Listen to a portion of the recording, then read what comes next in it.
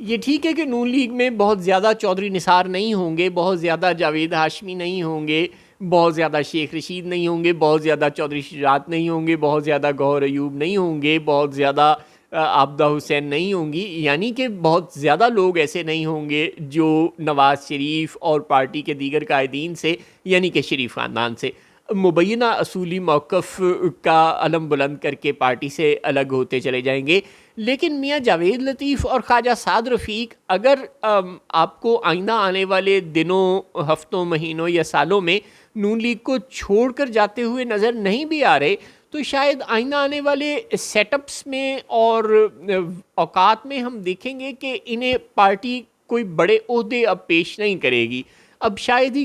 कभी ख्वाजा साद रफ़ीक वज़ीर रेलवे बन सकें, और वज़ीर आला पंजाब तो अब बेचारों ने क्या ही बनना है, और अब शायद ही मियाँ जावेद लतीफ़ दोबारा कोई वज़ीर शज़ीर बन सकें और नवाज़ शरीफ और शहबाज शरीफ के पहलू में कोई जगह पा सकें। ये ठीक है कि मियाँ नवाज़ शरीफ किसी ज़माने में नज़रियाती हुआ करते थे और वोट को इज़्ज़त दो का नारा लगाया करते थे, और जावेद लतीफ़ साहब और ख्वाजा साद रफ़ीक साहब जाने अनजाने में अपनी मासूमियत या भोलपन में उनके पीछे चल पड़े होंगे। लेकिन अब जो वो समझ रहे हैं कि अभी तक मियाँ साहब पुराने ट्रैक पर ही हैं, तो ज़ाहिर है वो इतने पुराने ट्रैक पर नहीं हैं। अब वो दोबारा उस ट्रैक पर मुबैना तौर पर चले गए हैं जिस ट्रैक पर वो उस ज़माने में थे जब वो अपने गिलानी साहब को डी सीट करवाने के लिए काला कोट पहनकर सुप्रीम कोर्ट पहुंचे थे। मुबैना तौर पर कम से कम इस वक्त तक तो यही लग रहा है। अब ख्वाजा साद रफ़ीक से फरमाते हैं कि हुकूमत को चाहिए कि जी PTI को इमरान खान से मुलाकात करवा दे, और ये छोटी सी बात है, ये हो जाए तो क्या अर्ज है। बंदा पूछे ख्वाजा साहब, आपके जो जुगादरी किस्म के लीडर हैं, चाहे वो ख्वाजा आसिफ साहब और चौधरी एहसन इकबाल जैसे उम्र रसीदा लोग हों, या अता तारड़ और मरियम नवाज़ जैसे नौमूज़ सियासतदान हो, वो सब के सब ही तड़ियाँ लगा रहे हैं, यानी कि सब के सभी तकरीबन मोहसिन नकवी और फैसल वाडा टोन इख्तियार कर चुके हैं। ऐसे लग ही नहीं रहा कि वो नून लीग के लीडर हैं, ऐसे लग रहा है कि वो उस पार्टी के लीडर हैं जिस पार्टी के लीडर अपने मोहसिन नकवी साहब और फैसल वाडा साहब हैं। वो सब लोग ये कह रहे हैं कि हम जी ब्लैकमेल नहीं होंगे, हम नहीं करवाएंगे मुलाकात, हमने, वो बता रहे हैं अपने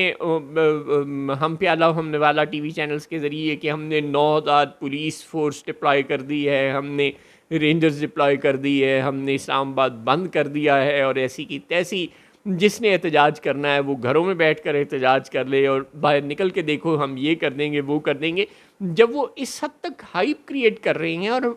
PTI को बाकायदा ललकार रहे हैं कि वो कोई हरकत करे, यानी कि कोई गलत हरकत करे, और जवाबन वो PTI के साथ वही करें जो उन्होंने PTM के साथ किया है, वो तो इस चीज़ की जवाज़ की तलाश में है। और ख्वाजा साहब आप इतने मासूम हैं कि आप बड़े ख्वाजा साहब से भी कोई सबक नहीं सीख रहे, बावजूद इसके कि आप छोटे ख्वाजा साहब हैं, आपको बड़े ख्वाजा साहब से सबक सीखना चाहिए। लेकिन एक तरफ जहाँ बड़े ख्वाजा साहब कह रहे हैं कि बाहर निकलो वेख लांगे, वहीं आप छोटे ख्वाजा साहब होने के बावजूद, यानी कि आपको तो अच्छे बच्चों वाली बातें करनी चाहिए ना, बड़ों से सबक लेना चाहिए। लेकिन आप ये फरमा रहे हैं कि नहीं नहीं, हुकूमत को PTI को इमरान खान से मुलाकात करवा देनी चाहिए ताकि ये एहतजाज एहतजूज ना हो और SEO का मरहला आराम से गुजर जाए। आराम से गुजारना तो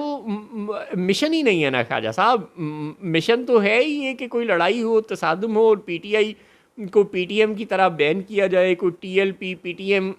टाइप कोई जमात करार दिया जाए ताकि आइंदा इलेक्शन भी उसके बगैर लड़ा जा सके, और कोई RTS बिठाना ना पड़े, कोई ROs के ज़रिए कार्रवाई ना डालनी पड़े, कोई फॉर्म 45-47 की हेरा फेरी करनी ही ना पड़े। बस सीधा सीधा ही PTI को बाहर ही कर दिया जाए इलेक्शन से, और अगले 5-7 साल नहीं 10-20 साल तक की हुकूमत मिले। आप जानते हैं पाकिस्तान में जिसको भी हुकूमत मिलती है उसका नफसियाती मसला बन जाता है। इमरान खान और जनरल बाजवा के अलायंस में भी यही मसला था कि एक के बाद दूसरी, दूसरी के बाद तीसरी एक्सटेंशन चाहिए थी। अब चाहे इस पर उन्हें ललचाने वाले फैज़ भाई क्यों ना हो, लेकिन बहरहाल कोई तो ललचाता था ना, और वो लालच में आ जाते थे। जनरल याहिया भी यही चाहते थे कि वो 10 साल की हुकूमत मिल जाए, अयूब खान भी यही चाहते थे कि हर 3 साल बाद वो एक जाली रेफरेंडम नुमा इलेक्शन करवा दिया करें और बैठे रहें। ज़ियाउल हक भी यही कहते थे कि इस्लाम में तो वो क्या है, खलीफा का कॉन्सेप्ट है, खलीफतुल मोमिनीन का कॉन्सेप्ट है। तो ये सारी कहानी तो बहुत पुरानी है। पाकिस्तान में जिसको एक बार कुर्सी मिल जाती है उसकी यही तमन्ना होती है कि 8-10 साल के लिए कुर्सी मिले, और अब तो हो सकता है 26वीं आईनी तरमीम अगर मंजूर हो गई, जो कि लगता है कि हो ही जाएगी, तो उसके बाद ये तरमीम भी सुप्रीम को पार्लियामेंट में आ जाए कि जनाब पार्लियामेंट की मुद्दत 5 साल नहीं 10 साल होगी और इसकी वजह भी मुबैना तौर पर कोई नेशनल सिक्योरिटी वगैरह करार दी जा सकती है और आर्मी चीफ की मुद्दत मुलाजमत भी 10 साल हो सकती है। लिहाजा जहाँ आपकी हुकूमत आपकी जमात लंबे प्लान में है और पीटीआई को सियासत और इलेक्शन से बाहर करने के प्लान में है, जहाँ वो हज़ारों नहीं लाखों के तादाद में हिमायतियों को पेशावर के पहलू में लाकर पाकिस्तान की तारीख़ की बहुत बड़ी या शायद सबसे बड़ी खैमा बस्ती बसा देने वाले मंजूर पश्तीन और उसके साथियों को दहशतगर्द और गद्दार करार दे रही है और हज़ारों नहीं लाखों लोगों के पासपोर्ट और वीज़े और सब कुछ और शनाख्ती कार्ड ब्लॉक करने की बात कर रही है, जहाँ वो डॉक्टर मारंग और उसके हज़ारों या लाखों साथियों के पासपोर्ट और वीज़े ब्लॉक करने, शनाख्ती कार्ड ब्लॉक करने और उन्हें गद्दार और इंडियन एजेंट करार देने की बात कर रही है। वहीं आप इतने मासूम हैं कि आप कह रहे हैं कि पीटीआई के लीडरों को अपने कायद से मुलाकात करने के लिए जेल जाने की इजाज़त दे दो ताकि इस्लामाबाद में एहतजाज ना हो। ओ भाई, आपके लीडर चाहते हैं एहतजाज हो, फसाद हो। फैसल वाडा साहब से सुना नहीं? इमरान खान चाहते हैं, पीटीआई चाहती है कि लाशें मिलें। असल में इस शेर में शायद ये नहीं कहना चाह रहे कि पीटीआई चाहती है, इस शेर में शायद ये कहना चाह रहे हैं कि उनकी